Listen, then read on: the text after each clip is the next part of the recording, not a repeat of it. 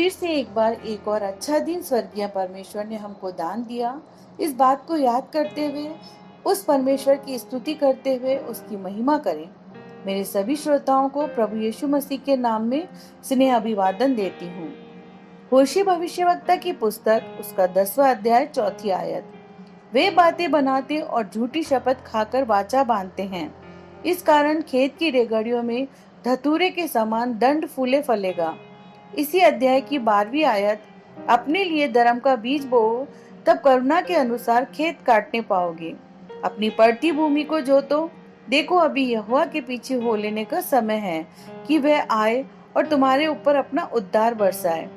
इन दोनों पदों को आधार रखते हुए हम प्रभु की खेती हैं, वी आर गॉड्स वाइनयार्ड, इस विषय पर मनन करने के लिए आइए हम परमेश्वर के शरणागत हों।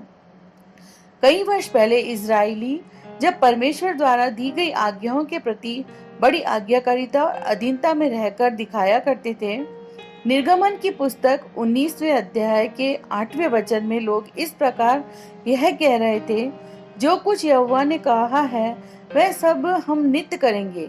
मूसा ने लोगों के वचनों को परमेश्वर की उपस्थिति में बताया है, परंतु जैसे जैसे युग बीतते गए, परमेश्वर की उपस्थिति में किए गए उस वायदे को तोड़ते हुए उससे पीछे हट गए, अशूर के देवताओं में जा मिले।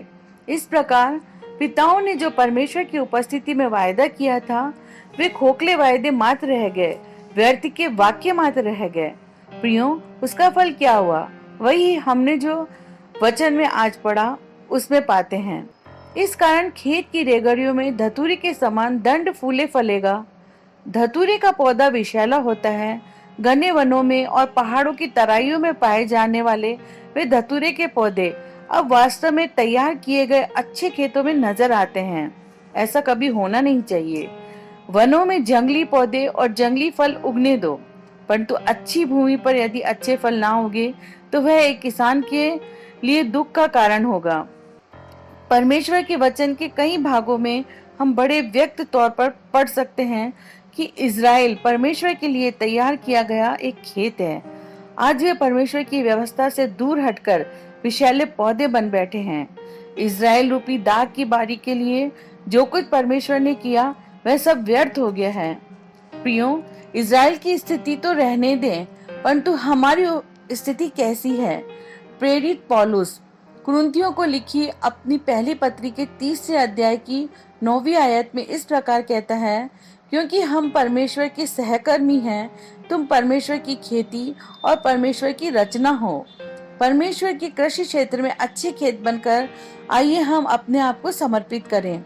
जैसा कि हमने 12वीं आयत में पढ़ा, धर्म में बोने के लिए, करुणा के अनुसार खेत काटने के लिए अपनी पड़ती भूमि को जरा जुताई के लिए समर्पित करें। हम परमेश्वर के लिए कई अच्छे फल लाने वाली अच्छी भूमि बनने पाए। प्रियो, कई बार शैतान हमारे जीवनों को जंगली फलों से भरने के लिए कोई फल न लाने वाले पौधे को रौंदना चाहता है। तब आइए हम अपना जीवन परमेश्वर के समर्पित करें।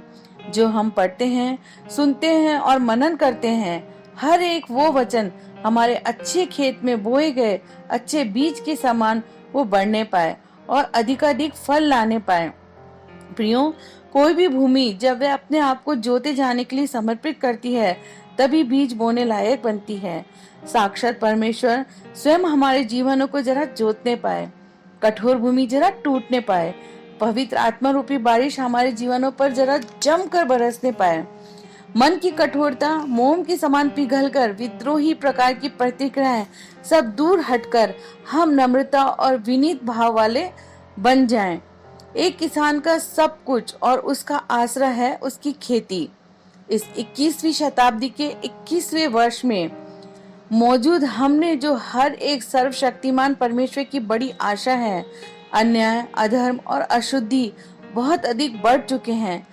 इस जीवन की परिस्थितियों में परमेश्वर की ओर से प्राप्त होने वाला न्याय, दया और विश्वास योग्यता उगाने वाले अच्छे बीज यदि हम सब बनते हैं, तो सर्वशक्त परमेश्वर में अपनी दया के अनुसार एक कटनी हमारे जीवनों के द्वारा रख रखी है।